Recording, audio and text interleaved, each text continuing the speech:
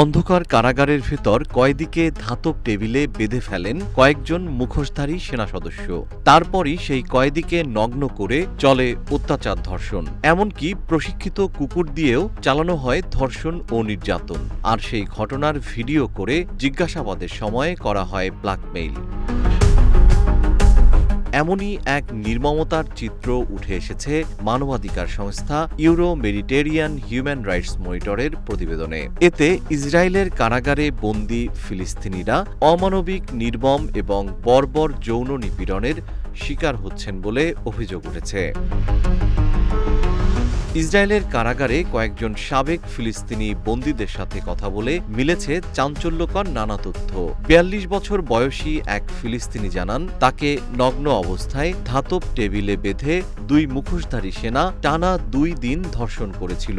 তিনি বলেন, তাকে সারারাত শিকল পরিয়ে নগ্ন করে রক্তাক্ত অবস্থায় বেঁধে রাখা হয় এবং পরদিন সেনারা আবারও একই কায়দায় ধর্ষণ অব্যাহত রাখে। তিনি বলেন, আমি মৃত্যু কামনা করছিলাম। তার এই নির্যাতনের পুরো ঘটনা ভিডিও করা হয় এবং জিজ্ঞাসাবাদের সময় সেই ভিডিও দেখিয়ে তাকে হুমকি দেওয়া হয়।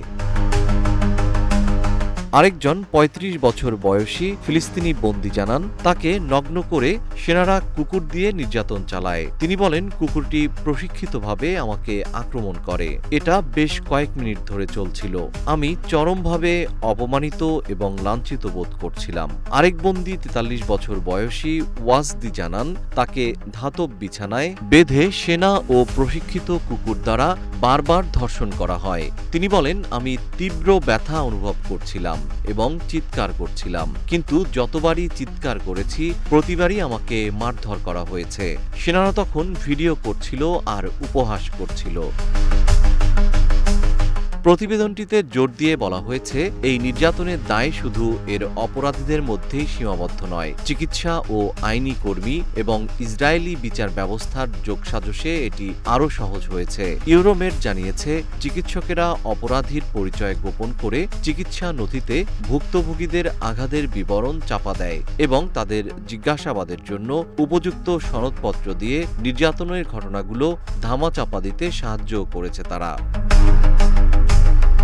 এছাড়া ইসরায়েলি বিচার ব্যবস্থা ভুক্তভোগী ও সাক্ষীদের দেয়া সাক্ষ্য প্রমাণ সীমিত করে এবং গুরুতর ঘটনাগুলোকে লঘু অপরাধ হিসেবে পুনঃশ্রেণীবদ্ধ করে অপরাধীদের রক্ষা করেছে, যার ফলে খারিজ হয়ে গেছে ভুক্তভোগীদের অভিযোগগুলো।